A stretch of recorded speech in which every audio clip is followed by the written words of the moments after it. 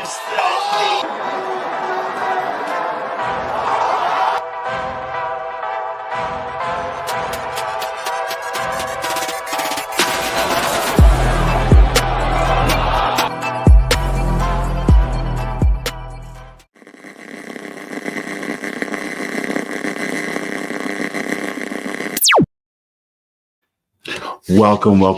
to another jam-packed MMA segment on the Kick in the Head podcast.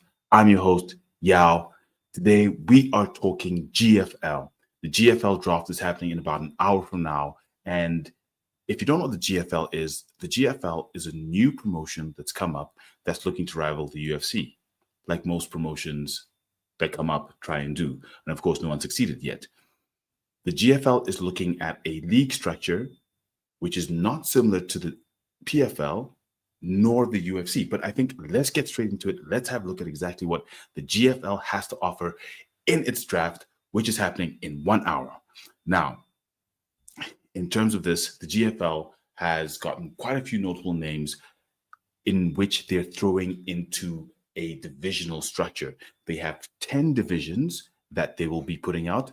With the women's division, it's an atomweight, strawweight, and bantamweight, 3 divisions for the women. The men's divisions is bantamweight, featherweight, lightweight, welterweight, middleweight, light heavyweight, and heavyweight. Those are the 10 divisions, 7 for the men, 3 for the women. That's what they're looking at in terms of how they're looking to structure it where it comes to weight classes. Now, for the draft, how are they going to be drafting it? They're going to be looking at drafting 120 players.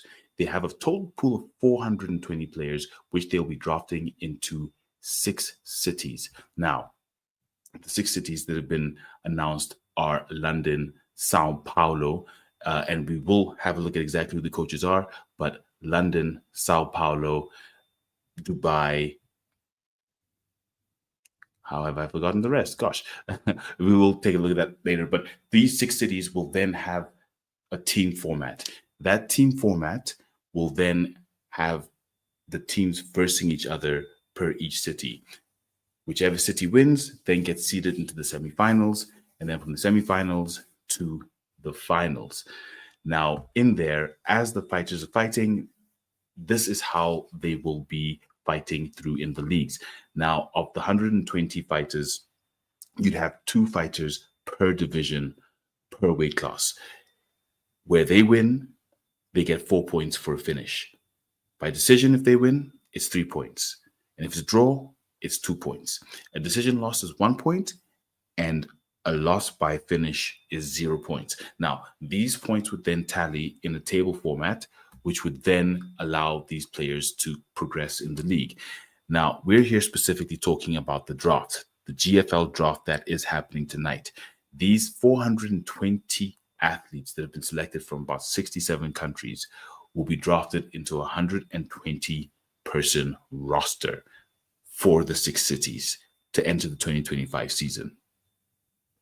Now, if you're not familiar with what a draft is what the NBA and the NFL use. It's a very American format in terms of selecting fighters or selecting athletes to compete. Now, there's different methods, and we're not too sure yet which method the GFL will be using for their draft, but you have a snake draft and a normal draft. In the snake draft, in the first round, your first city would get the first pick, your second city, the second pick, your third city, the third pick, but then your third city would then get, or the city that picked last would then get the first pick next.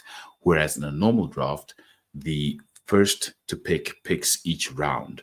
So it'll be interesting to see which sort of draft format they go with in terms of how they select the fighters, how the coaches select the fighters per each city. Now, getting into the cities are Dubai, Sao Paulo, London, Los Angeles, Miami, and New York.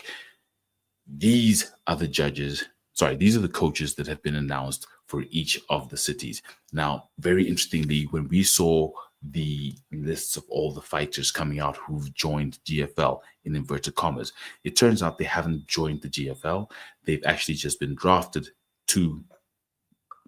they've been eligible to be drafted in the GFL, but there's no actual contract saying that they will be fighting.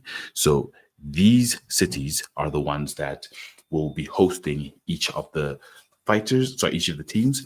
And here, for me, the interesting one is Los Angeles. I think they are the wild card. I think having Wanderlei Silva, who has experience from the Ultimate Fighter, and Rafael Cordeiro, who's one of the most experienced coaches, who's coached at least two of the other coaches in this competition. I think that team, Los Angeles, is definitely going to be the one that takes this competition. But having a look at exactly which fighters have been drafted to the GFL, they've got a long, long list of fighters.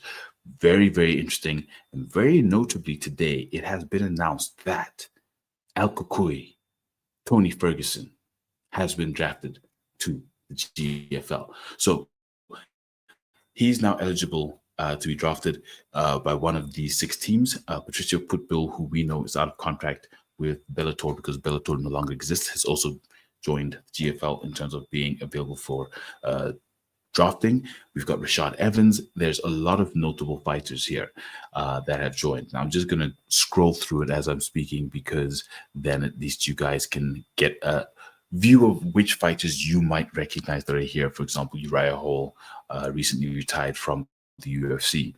Now, one thing that is interesting is the mix of fighters that they have where it comes to the experience.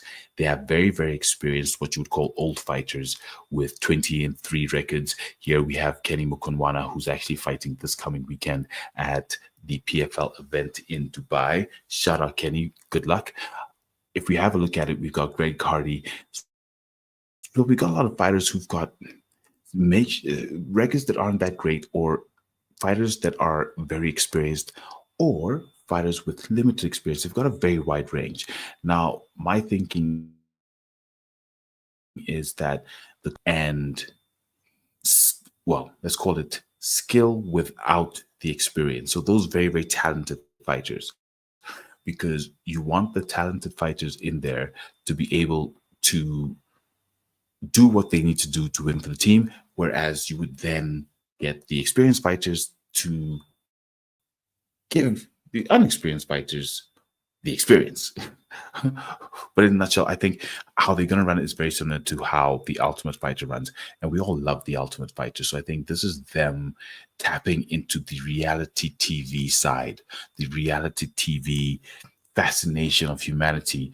And they're using that to drive this MMA brand. So I'm really looking forward to the product that's going to be coming out from the GFL. And as you've seen there, many, many notable names, including Joel Romero, a few other names that have joined GFL will be Luke Rockhold, Tyron Woodley, Fabricio Verdum, Benson Henderson, all former UFC champions. Alexander Gustafsson, Paige Van Zandt is also there. We've got the local EFC women's bantamweight champion, Julia Chuku. So there's a long, long list of fighters who have now made themselves eligible for the GFL draft. So I'm really looking forward to what the GFL has to offer. I think it's going to be very interesting to see how this draft goes and how us as the MMA community actually accept the GFL, because we don't really like league structures as MMA fans. We're used to let the baddest fight the baddest, BMF titles, etc. But this is a very interesting concept that the GFL has in terms of how they're structuring their promotion, going for league team format, not just league team. In other words, the Ultimate Fighter, but on a massive scale. So I'm really looking forward to it. Let's see what they have to offer. One more hour to go. GFL, kick him in the head.